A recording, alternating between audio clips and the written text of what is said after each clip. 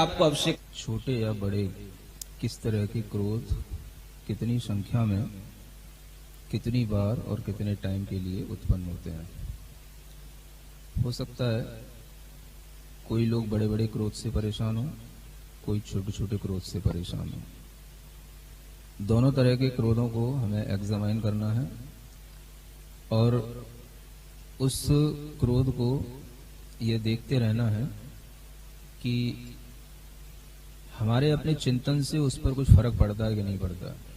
जो हम सीख रहे हैं हमारे अपनी उस क्रोध को लेकर के या क्रोधित व्यक्ति को लेकर के, जिसके ऊपर हमें क्रोध आता है उस व्यक्ति को लेकर के, या जिस परिस्थिति को लेकर के हमें क्रोध आता है उस परिस्थिति को लेकर के हमें जो क्रोध आता है वो क्रोध हमेशा एक जैसा ही बना रहता है या उसमें कुछ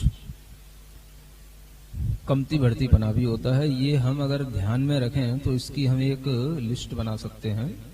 और लिस्ट इसी तरह से आपको बनाना है कि हम दिन भर में छोटे छोटे क्रोध ज्यादा करते हैं या अपने अंदर कोई बड़ा क्रोध भी पाले हुए हैं जो हम बताते नहीं हैं। और ये दोनों ही तरीके की चीजें आपको सेल्फ ऑब्जर्व करना है। और अगर आप विद ऑनेस्टी इस चीज को करेंगे तो आपको इसका अच्छा रिजल्ट दिखाई देगा। आप इस तरह से एक लिस्ट बनाएं, एक छोटे क्रोध की और एक बड़े क्रोध की। हो सकता है कि बड़ा क्रोध आपके अंदर छिपा रहता हो, आप समझ नहीं पाते हो, लेकिन जो छोटे छोटे झुंझलाहटें हैं वो उसी बड़े क्रोध के कारण से होती हैं। तो आप एक तरह से इस तरह की लिस्ट बनाने की कोशिश करें और दूसरी तरफ फिर उसका सॉल्यूशन देखें। और वो सॉल्यूशन देखने के लिए आप अपने एटीट्यूड को एक सिंगल एटीट्यूड ना बना करके उसे मल्टीपल एटीट्यूड की एक प्लानिंग करें।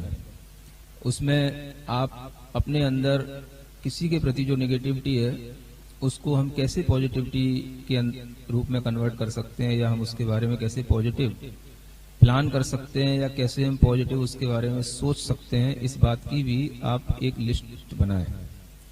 और इस तरह से जब आप करेंगे तो आपको दिखाई देगा कि हर व्यक्ति के अंदर जो कुछ भी अच्छे गुण होते हैं उनको भी आप कई बार इग्नोर कर देते हैं। और उसी कारण से आपके दिमाग में हर व्यक्ति की एक तरह की छवि हमेशा बनी रहती है जो आपके लिए सहजता में क्रोध का कारण बन जाती है। तो दिन भर आप इसी चीज को आज देखें, इसी चीज को ऑब्जर्व करें कि क्रोध हमारे अंदर छोटे क्रोध की बारियां ज्यादा हैं या बड़े क्रोध की बारियां ज्यादा हैं।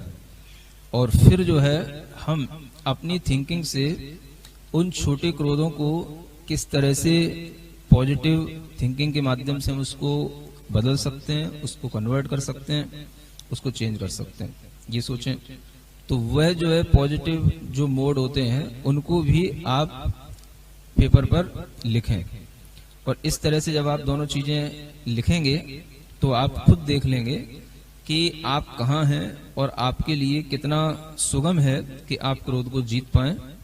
क्योंकि जब आप खुद को समझने लग जाते हैं कि क्रोध इन बातों से आ रहा है और इसका सॉल्यूशन ये होता है, और इस तरह से जब हम सॉल्यूशन उसका निकाल लेते हैं या अपने चिंतन में भी लाते हैं तो हमारी उस क्रोध की इंटेंसिटी में कुछ कमी आ जाती है। ये भी अगर आप कभी कभी फील करते हैं तो आप उस तरह के सॉल्यूशन अपने पास में बार बार बनाएं, बार बार करें। ये पहला दिन जरूर है, लेकिन ऐसा ना समझें कि पहले दिन में ही सब कुछ हो जाएगा। आगे के 10 दिनों में भी आप अगर एक ही प्रैक्टिस को करते रहेंगे तो भी कोई बात नहीं होगी। और हर चीज आपके लिए अगर क्रोध से भी जुड़ती है तो भी वह क्रोध ही आपको ये बताता है कि कहीं ना कहीं आपके अंदर यह कसाई के रूप में विद्यमान है।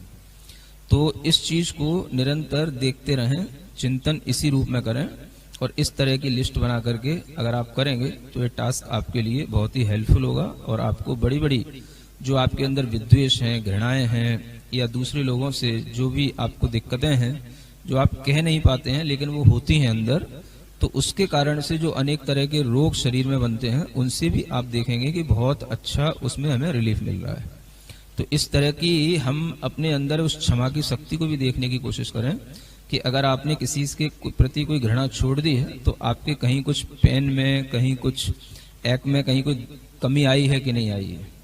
तो इस तरीके की चीजें अगर आप खुद लिख करके अपने लिए सामने रखेंगे तो ये आपके लिए बहुत आगे की अच्छी प्लानिंग होगी अपने आप को सुधारने की और अपने आप को अनुभूत करने की।